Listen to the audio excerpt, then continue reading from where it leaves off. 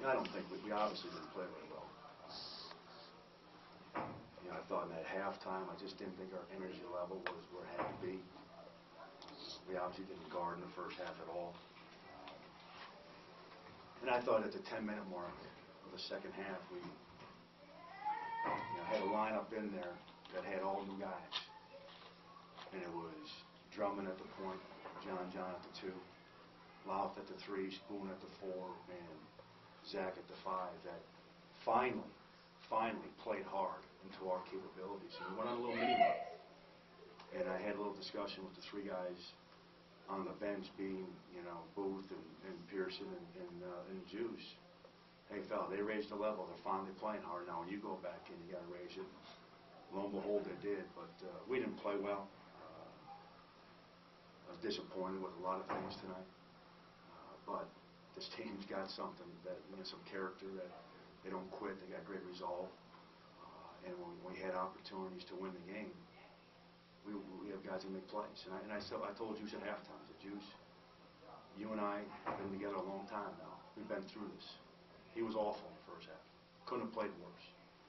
I said, I love you, I believe in you, and I know you're going to make plays coming down the stretch. And he did. I thought down the stretch he was great. Pearson made some big plays. I thought our press really bothered him and flushed him and won us the game.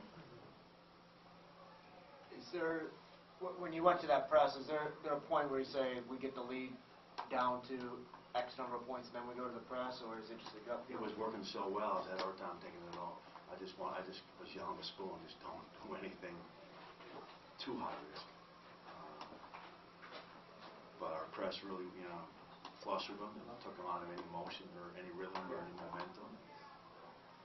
Won us the game, but we had 12 assists, which is not good enough. 9 turnovers, which is really good, but Juice had 4, and I think he had 4 at halftime, didn't he?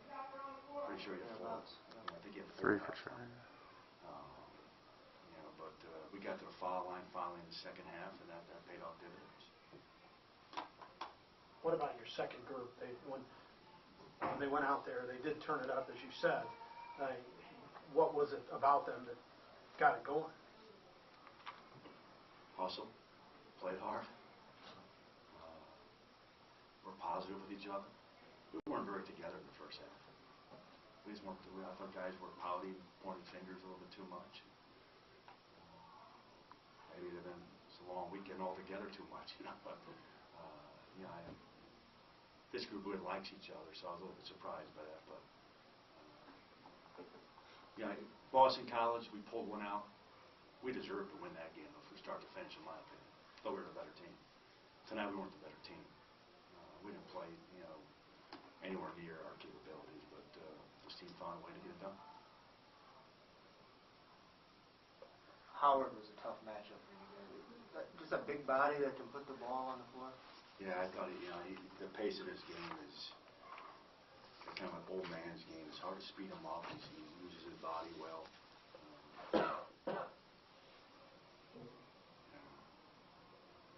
It was a hard matchup. We got these guys and play Florida Atlantic tomorrow, and our next game is them. So we got to find a way to guard him better, and we will. We asked the kids, did you hold anything back because of having him at home next week? No. Win every game. We weren't thinking about next week at all. It's worried about tonight. We'll worry about tomorrow when we get back to the hotel. One day at a time, one game at a time. I know it's a coaching cliche, but especially in a 3-game tournament. But hey, this is that's why we played in a tournament like this, survive in advance. This is getting us ready for this, for postseason tournaments. And, sometimes you win games you don't deserve to win in those situations, but that's okay. We never apologize for those. You guys have never had the tools to win this game. Wholesale substitution. You probably would have been flat at the end, trying to battle back, and got to make you confident going forward that you have the necessary tools to win. Oh, we got answers. We got answers.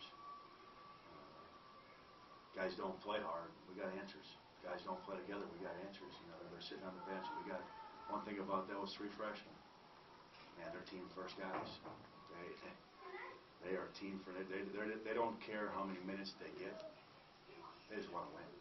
They just want to come in and make us better, and make plays and make us better. And, that was a great thing for us. John scored points. Deflection was big at the end. Did you sense heightened energy out of him playing back there? I played him only 10 minutes last night. That was my fault.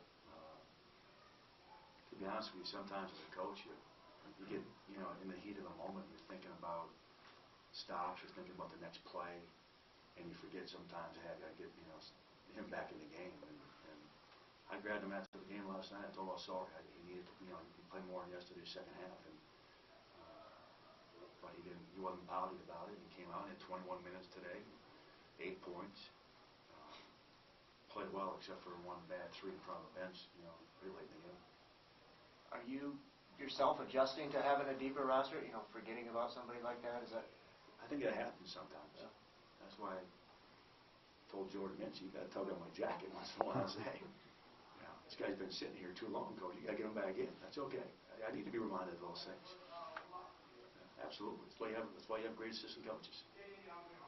You did the wholesale change at Boston College too, right? With all 5 guys. Was that first half? We did 4. We'll do that. That wasn't as punishment to the guys coming in. That's just fresh bodies. That had nothing to do with me being unhappy at that point in time. I'm not one of those guys that does that. I don't believe in that. I don't think that's the right message to send. If I send in 4 guys, it's because the pace of the game, those guys are need to rest. Or we got a really good player on the bench that just got his rest. He's good. He's ready to go back in. Any other questions?